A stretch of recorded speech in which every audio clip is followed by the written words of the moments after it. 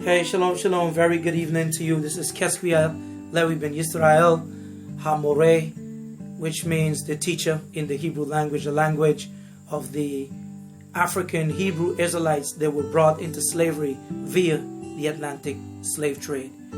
We have found who we are. We have found that we have a language and a heritage and a geographical sovereign nation, or land rather, that is our own. But that's a story for another day. Today, I want to talk to you about the power of mentorship.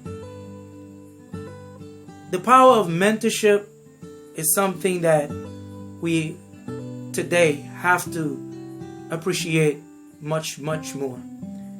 I can give you my personal experiences with mentors. And I recall, I'm thinking in these moments, and just now I paused because I was a little bit emotional thinking about one mentor that made transition, that passed away in the last 2 years. At a period of time in my life, a short period, I had a business mentor, business tycoon that mentored me. I was providing personal training services for him, and he was providing business mentorship and life mentorship for me. And I recall how it all started. I was reading the book, What Great Leaders Know and Do, written by Ken Blanchard and Mark Miller, two of the top leadership experts in the world of expert training. And that morning, while reading that book, I was awaiting his daughter and his son and his daughter-in-law to come and train. So I was standing by my car reading the book with a pen in my hand, and he came downstairs from his residence on his way to work. And as I was reading, I had my book like this, and he said, "Give me that book." And he took the book. "Let me see what you're reading." And he looked at the pages, and he looked at me and he said, "You're a strange young fellow." He said, you make markings in your book the same way I do." And he flipped the pages and he said, This is rather strange." "Okay." He said, "Are you an avid reader?" I said, yes I do. I said, I read about 3-4 books per month, and when I'm really pressing forward, I'm able to read 6 books a month. And I was able to do that because I did 2 speed reading courses. I read these 2 books, and I looked at more than 10 videos, and I have been able to apply the keys and cues that I got from these courses. When I measured my own reading speed, I was reading approximately 300 plus words per minute. And after doing these courses on my own without a guide, actually, I was able to take my reading speed to over 650 words per minute. So I was able to fast track my self-education. But going back to this mentor, and his name is Indy Bihari, named the curry that's Indy is named after him. But he said, "Okay, you're an avid reader?" I said, "Yes." So that afternoon, he brought 2 books for me. And those 2 books, the first one was Who Moved My Cheese, and the next book was The Richest Man in Babylon.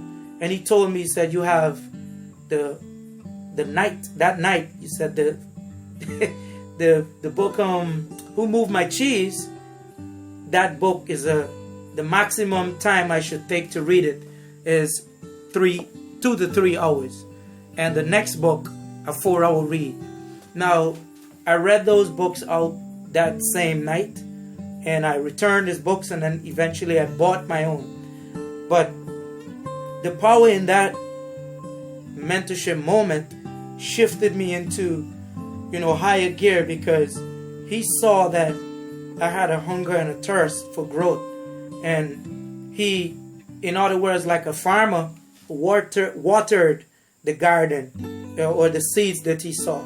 And from then on, he would give me books to read. And when he gave me books to read, he asked questions from those books, about those books. And many a times we had long conversations lasting, our session lasted 2 hours, 3 hours. And we were supposed to just go through 45 minutes to an hour of our training time. But the learning was remarkable. Those moments broadened my vision, my scope, and my sense of possibility. I can recall also my uncle as a mentor. Also, he would bring books for me to read and give me a time frame to read it. And incidentally, he was the first person that exposed me to speed reading, and that's my uncle Compton Blair.